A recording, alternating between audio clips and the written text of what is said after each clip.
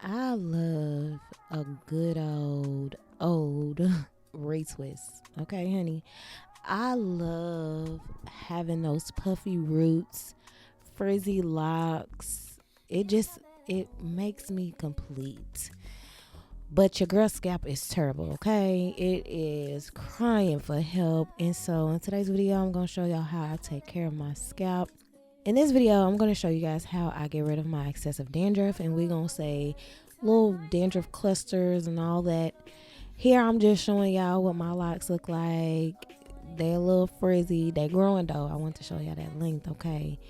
My scalp is terrible. Look at that. I have a lot of clusters and I have a lot of patches that are very bad. And when my scalp gets like this, it means I'm stressed.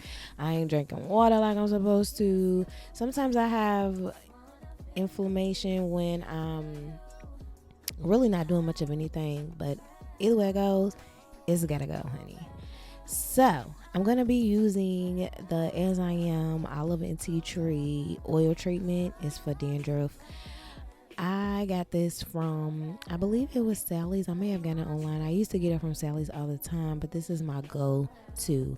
I apply this oil before I wash my hair. I get it in my scalp and I put a lot. If y'all can see, I put a lot and I rub it in with my fingertips. Usually I do it gently. For some reason today I was being a little heavy-handed. It was also feeling good. Y'all see my face. It was feeling very good. My scalp was so itchy. When it gets very dry like that, it gets very itchy. So I'm basically just massaging into my scalps and I'm in my scalps. I'm basically just massaging it in my scalp to loosen up those scales. That oil that I use, that As I Am dandruff oil, is the blue As I Am. It has salicylic acid in it, which helps to loosen up those scales. And so I put that everywhere, especially in the places where it's very much needed. Those dry pouches on my scalp, I put that all over my head, massage it in. And it's also getting that blood flowing. I leave it in there for just a little bit, not too long. Couple hours sometimes when I'm lazy, but you don't need it in there for long, maybe 5-10 minutes. I'm washing my hair with the Selsun Blue Naturals Itchy Dry Scalp. This also has salicylic acid in it. When I tell you it gets my scalp clean, clear, and under control, is that how you say it? It gets my scalp there, honey. Well, the first thing I do is I wet my scalp before I put on any shampoo or anything like that. I get my scalp wet, loosen up some more of those scales. I do apologize in advance for my faces that I make, y'all. I'm not used to making hair washing videos, and so the water was getting everywhere. But check out these locks, honey, nice and wet. Look at that. They looking good, y'all.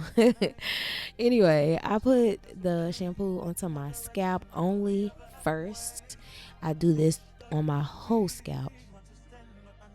I'm applying that shampoo in really well. I'm using the pads of my fingers. The pads or the pads? I'm using the pads of my fingers. I'm not using my fingernails, and I'm really getting into my scalp. I know you can't really tell on here, or you can't even really tell in your locks, but if you do have seborrheic dermatitis, or if you have them really bad scales and clusters, 9 times out of 10 they're up under the lock. So I really take my time in massaging that shampoo into my whole head, my scalp, up under them locks, to loosen up all of the dandruff and to loosen up those scales and those dry patches.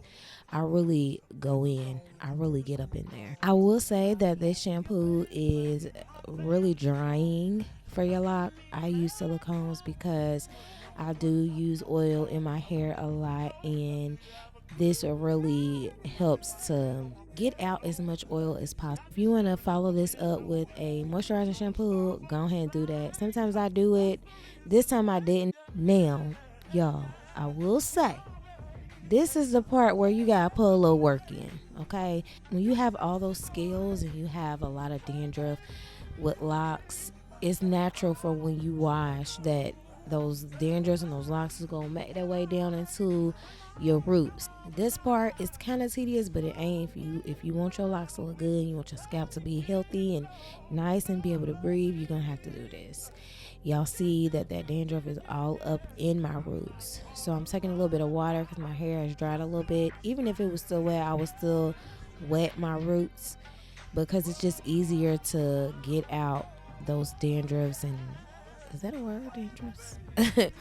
To get out the dandruff and get out those flakes and those scales that kind of migrated down the root of the lock. I'm going back in with that salicylic oil, and I am getting the rest of those scales out, that loose dandruff, loose scales, whatever you want to call it. I'm getting all that out with that oil. Then I go in with my own oil that I made, my little creation. It's got a mixture of Jamaican black castor oil, some peppermint oil. It's got some nice little oils in it, and it helps my roots out greatly. I'm going in with that to strengthen my roots. When you go in with that roughness of trying to pick out that dandruff, you know, sometimes you may get a little bit of breakage. And just overall, because I want to keep my roots strong and strengthened, I don't want to thin my shit out, okay? I'll go ahead and I add that Jamaican black castor oil mixture to my roots. The retwist, y'all, is going to be short. This ain't a retwist tutorial. If y'all want to see how I retwist my hair, I will gladly make a video. I made one not too long ago, but if y'all want to see an updated one, I got y'all. I don't do too much. It's just the normal retwisting. I do it in my own way because I don't like to retwist my hair very tight. I'm just more so of a natural, you know, let them lock up, but I ain't free form. You know what I'm saying? So if you guys want to see that video, I will gladly record that for y'all. Here I'm just showing y'all kind of like what my scalp is looking like, and also y'all see that retwist. I retwist my hair with 100% aloe vera gel. I actually cut the leaf open, get the gel out, and I use that gel for my retwist. I'm still learning how to, you know, do the clip situation. I really don't want to do the clip situation for too much longer, just because I feel like sometimes they kind of clip too much on my roots.